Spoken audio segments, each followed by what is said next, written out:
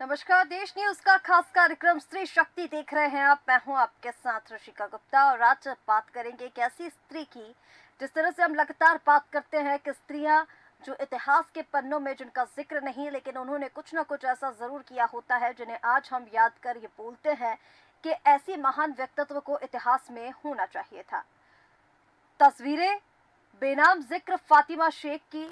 आमतौर पर योगदान के बारे में खूब जानते हैं, चाहे घर हो या समाज या फिर देश। सदियों से मर्दों के किए गए को असली काम और योगदान माना गया। घर में संकटों से बेड़ा पार लगाने वाली महिलाओं को कोई याद नहीं करता। ठीक उसी तरह समाज और देश को बनाने में अपने को आहूत कर देने वाली ज्यादातर महिलाएं भी गुमनाम रह जाती हैं। हम उदाहरण के तौर पर कुछ महिलाओं के नाम जरूर गिना सकते हैं, मगर ये कुछ नाम ही होंगे। हजारों के बारे में हमें बस बेनाम जिक्र ही मिलता है। कई के में बारे में तो बेनामी जिक्र भी नहीं मिलता है। कुछ के नाम पता है, लेकिन उनके काम का कोई लेखा जोखा नहीं मिलता। और यही नहीं, कई मामलों में स्त्री ने खुद अपने या अपने साथी महिलाओं के बारे में न लिखा होता है और न अनेक पुरखिनों के तो नामो निशान भी नहीं मिलते हैं। ऐसा ही हमारी एक पुरखिन है फातिमा शेख, जिनके बारे में कुछ फुटकर सूचनाएं मिलती हैं, मगर सालों की तलाश के बाद भी उनकी पूरी तफसील नहीं मिलती। हम ज्योतिबा और सावित्रीबाई फूले के बारे में जानते हैं। ज्योतिबा सामाजिक क्रांति के अगुआ थी और वंचितों की तालीम के लिए बड़ा काम किया। सावित्रीबाई को तो हम भारत की पहली महिला शिक्षिका के रूप में याद करते हैं, क्रांति ज्योति मानते हैं। और यही सावित्रीबाई अगर किसी के बारे में कह रही हैं कि मेरी गैर हाजिरी में वह बिना किसी परेशानी के सारे काम संभाल लेंगी, तो जाहिर है वह स्त्री भी कम अहमियत नहीं रखती होगी। और वो स्त्री है फातिमा शेख, सावित्रीबाई के मिशन की साथी। हम सावित्रीबाई के मिशन की इस साथी फातिमा शेख के बारे में लगभग नहीं जानते हैं। सावित्रीबाई के बारे में भी हम ज्यादा इसलिए जान पाते हैं क्योंकि उन्होंने और ज्योतिबाबाई फूले ने कई चीजें लिखी। वह चीजें हमें मिल गईं। फातिमा शेख के बारे में ऐसी कोई चीज हमें अब तक नहीं मिली। फातिमा के बारे में दिलचस्पी हाल ही में बढ़ी है।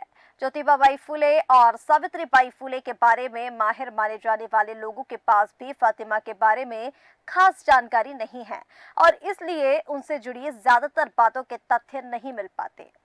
कहानियां जरूर मिलती हैं, कहानियों का सिरा नहीं मिलता। कोई उन्हें किसी उस्मान शेख की बहन बताता है और ऐसा कहा जाता है कि जब सामाजिक काम की वजह से फूले को उनकी पिता ने घर से निकाल दिया तो उन्हें उस्मान शेख ने अपने यहाँ जगह दी। लेकिन उस्मान शेख के बारे में भी जानकारी आसानी से नहीं मिलती है। वैसे ये कितना दिलचस्प है, अगर हम आज फातिमा शेख का जिक्र भी कर पा रहे हैं तो इस जानकारी का जरिया उनकी साथी सावित्रीबाई फूले ही हैं। यानी एक स्त्री दूसरी स्त्री का योगदान हम तक पहुंचा रही है। सावित्रीबाई फूले के हवाले से हमें एक अहम जानकारी मिलती है। सावित्रीबाई फूले समग्र वाङ्मय में एक तस्वीर है। इस तस्वीर में सावित्रीबाई के बगल में ही एक और स्त्री बैठी है। वह स्त्री कोई और नहीं, फातिमा शेख है। फातिमा और सावित्रीबाई के होने का सबसे बड़ा प्रमाण इस चित्र से मिलता है, मगर इस तस्वीर का क्या ही प्रमाण है। ऐतिहासिक तस्वीर और फातिमा शेख। सावित्रीबाई फूले समग्र वाङ्मय के संपादक डॉक्टर एम.जी. माली ने अपनी प्रस्तावना में एक महत्वपूर्ण जानकारी दी। सावित्रीबाई की तस्वीर सालों पहले पुणे से प्रकाशित होने वाली पत्रिका मजूर में छपी थी। यह पत्रिका 1924 से 1930 के बीच प्रकाशित होती रही। इसके संपादक राणा लाड यानी आर.एन. लाड थे। माली को यह फोटो 10 झोड़गे यानी डी.एस. झोड़गे से मिली। झोड़गे कुछ समय तक खुद मजूर पत्रिका के संपादक रहे। माली साहिब को इस तस्वीर के बारे में ज्यादा जानकारी झोड़गे साहब से मिली। Doctor MG. माली के मुताबिक लोखंडे नाम के एक मिशनरी की एक प्रसिद्ध पुस्तक में सावित्रीबाई की एक ग्रुप फोटो प्रकाशित हुई।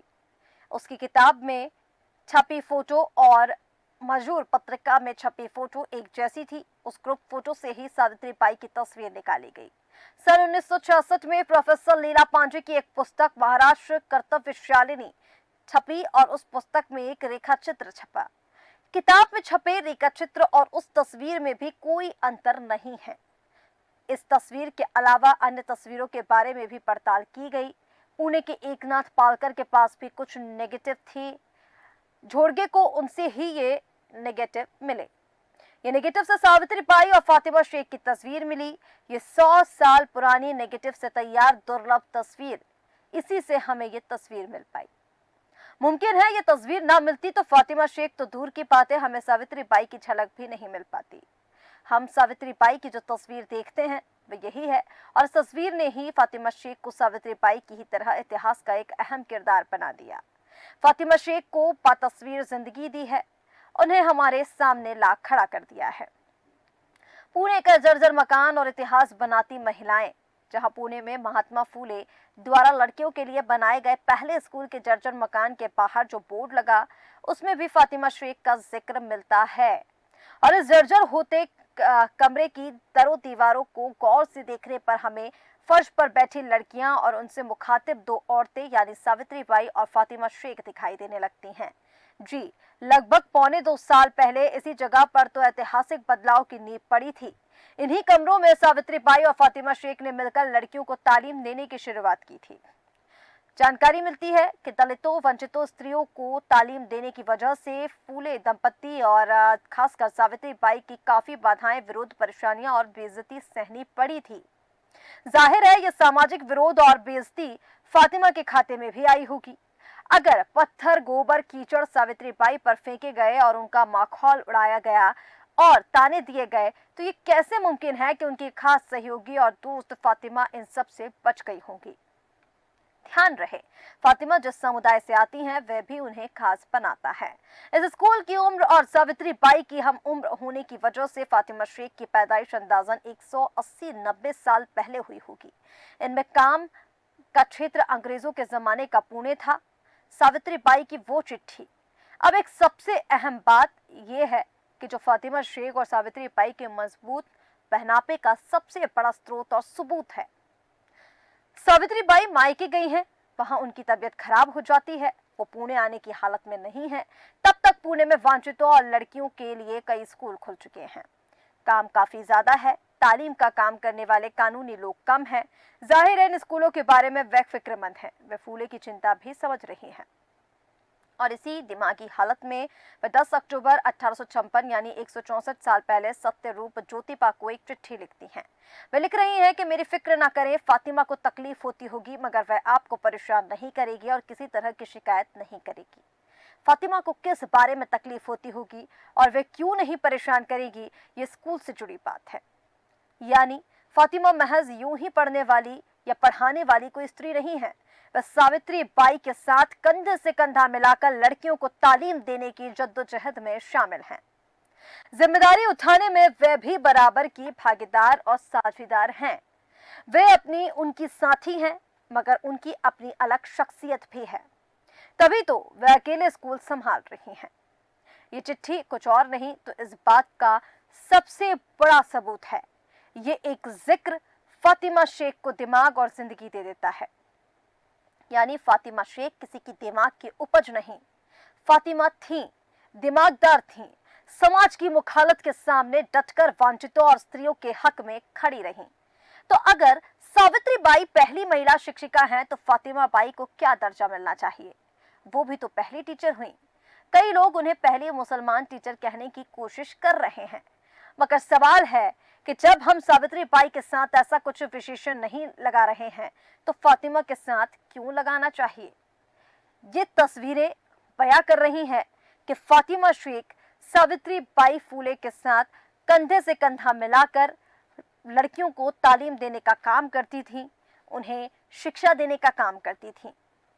ये तस्वीरें जिनका जिक्र बेहद मुश्किल से मिलता है, कि तस्वीरें जहां पर आप देख रहे हैं कि किस तरह से दो स्त्रियां एक साथ दिखाई दे रही हैं, जहां एक में फातिमा शेख हैं तो एक सावित्री बाई फूले।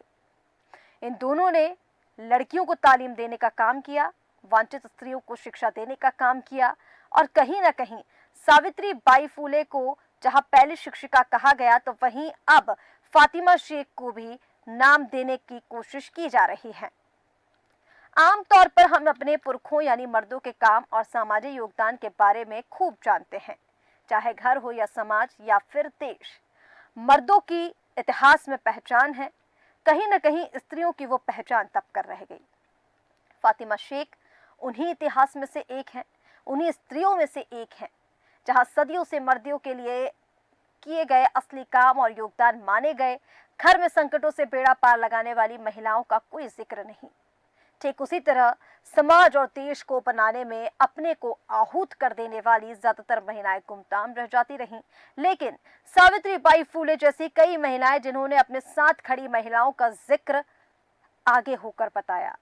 उनकी चिट्ठी इस बात का सबूत है कि फातिमा शेख किसी के दिमाग की ख्याल नहीं है, वो फातिमा थी, फातिमा शेख थी जिनका जिक्र हुआ, जिन्होंने सावित्रीबाई फूले की गैर हाजिरी में लड़कियों को पढ़ाने का काम किया, स्कूल संभालने का काम किया। वो हर एक उदाहरण इस तस्वीर में आपको दिख जाएगा। वो हर एक उदाहरण जो कहीं कहीं आप जिक्र में, किन्हीं लेखकों की जिक्र में, किन्हीं लेखकों की पुस्तकों में इनका जिक्र आपको मिल जाएगा। उदाहरण के तौर पर जिस तरह से आपको बताया कि एक चिट्ठी जो सावित्रीबाई फूले ने लिखी थी, जहां स्कूल चल रहा था, उनकी दिमागी हालत ठीक नहीं थी, लेकिन उन्होंने कहा था कि चिंता करने की बात नहीं है, फातिमा वहां पर मौजूद है। यानी फातिमा शेख का एक अलग तजुर्बा था, उनकी एक अलग शख्सियत थी, जैसे कहीं ना कहीं सावित्रीबाई फूले ने आगे होकर बताया था। और जिस तरह से अब तमाम जो सवाल हैं वो खड़े हो रहे हैं कि आखिर फातिमा शेख को अब क्या दर्जा मिलना चाहिए, क्योंकि जिस तरह से फातिमा शेख की अब पहचान सामने आ रही है, हालांकि तस्वीरें, उनका जिक्र, उनका इतिहास ढूंढना बेहद मुश्किल रहा, लेकिन जो जिक्र अब सामने आ रहा है तो सवाल ये खड़े हो रहे हैं कि फातिमा शेख को क्या दर्जा मिलना चाहिए।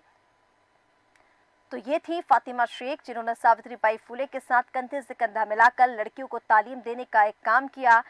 पहली शिक्षिका के तौर पर सावित्रीबाई फूले को देखा जाता है, लेकिन फातिमा शेख को अब क्या दर्जा मिलना चाहिए, ये सवाल आपके मन में भी होगा। तो फिलहाल हमारे इस खास कार्यक्रम स्त्री शक्ति में इतना ही। आप बने रहिए देश न्यूज के साथ। नमस्कार।